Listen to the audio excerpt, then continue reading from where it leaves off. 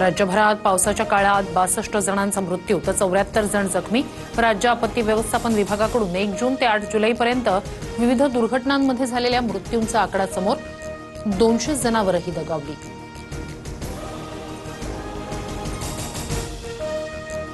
पिंपरी चिंचवडच्या मोशी कचरा डेपोत मोठी दुर्घटना। घनकचरा डेपोची 3 मजली इमारत कोसळली। 7 जणांना सुरक्षित बाहेर काढलं तर 10 जण अद्याप ढिगाऱ्याखाली। बचाव कार्य सुरू।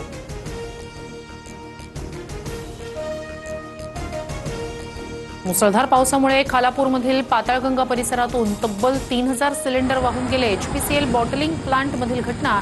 वाहून गेलेले सिलेंडर सापडल्यास त्वरित कंपनीत अथवा तहसीलदार कार्यालयात जमा करावे, प्रशासनाचं आवाहन। नाशिकमध्ये गोदावरी नदीनं धोक्याची पातळी ओलांडली। रहिवासी भागात पाणी।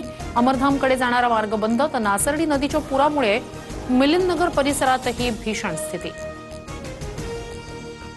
पुण्याच्या खडकवासलातून मुठा नदी पात्रात पाण्याचा विसर्ग। प्रवाह वाढल्यानं भिडेपूल पाण्याखाली तर एकतानगरमधील 10 ते 12 सोसायट्यांमध्ये पाणी शिरलं। जनजीवन विस्कळीत।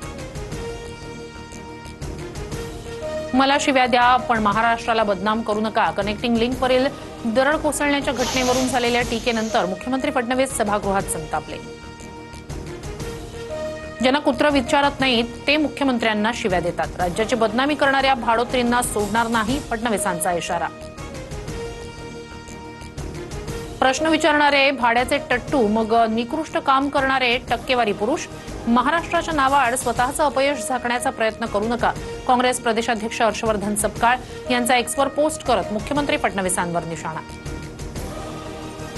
पुण्याच्या आळंदीतून संत ज्ञानेश्वर महाराजांच्या पालखीचं पंढरपूरच्या दिशेनं प्रस्थान।